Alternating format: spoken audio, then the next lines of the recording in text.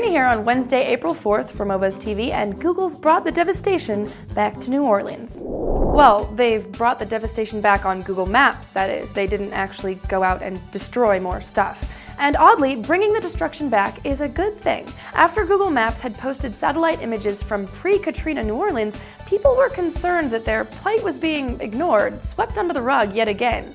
But Google responded swiftly, and the images of New Orleans are now as depressing as ever. Yay!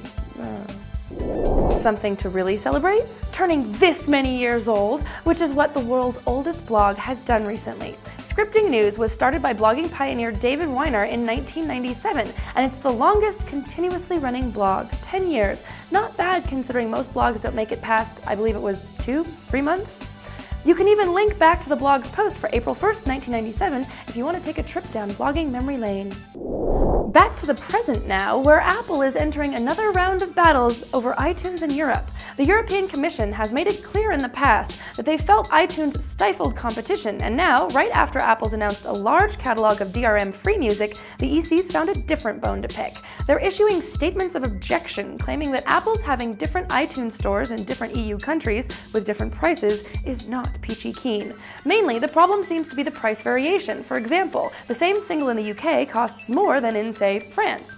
Apple's response? Blame the labels. They say the record companies made them sell on a country-by-country basis. In other music and legal news, Trent Reznor recently started a really interesting interactive campaign to promote the new 9 Inch Nails album, Year Zero. There are secret websites, online clues to follow, messages on t-shirts, and USB drives hidden around venues with songs from the album. And that's where the RIAA got confused. They couldn't fathom that an artist would be giving their own songs away for promotional purposes, and they started issuing takedown notices to websites that were sharing the songs. The RIAA come off looking like jerks, and Reznor gets more free publicity. Smart cookie, this boy. More happy music news for those who, unlike me and my air guitar, rock out with real guitars. A lot of online tablature sites where fans share guitar tablature for their favorite tunes have been shut down by music publishers for copyright infringement, even though they barely eat into the publisher's revenues and promote the music itself. Lame. Now, though, the industry has worked out a system in which music publishers will get a share of the ad revenue from the site, then pass part of it on to the artists. Slightly less lame, but they should have just left them alone with their rockin' out in the first place. Now, MySpace. It's got over 100 million accounts. You know, that's like about 23 Norways, or more or less 1 Mexico. What if this cyber nation had an election among, say, the US presidential candidates in a sort of virtual primary next January? Oh, they're doing that, huh?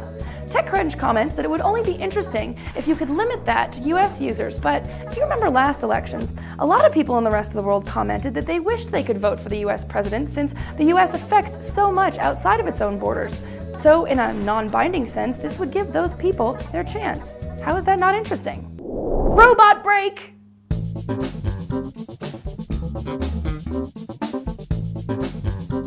This little bot has been designed to play a perfect game of Wii bowling, and we have no idea why, but we like it anyways.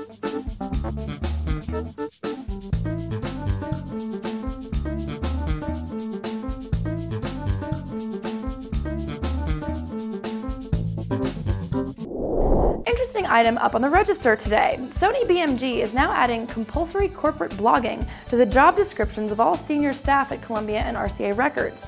But what if you're just not the online commentary type? The register asked if one could get sacked for failing to contribute to the company blog. Sony says it's mainly aimed at marketing employees, and non-participation isn't a firing offense, but would be frowned upon. Nice. Forcing people to engage in an activity that's supposed to put a real face on the corporation. Obligatory sincerity. Sweet. That's it for today, and by the way, MOBA's viewers agree, Carrie is the best prom movie of all time. Hands down.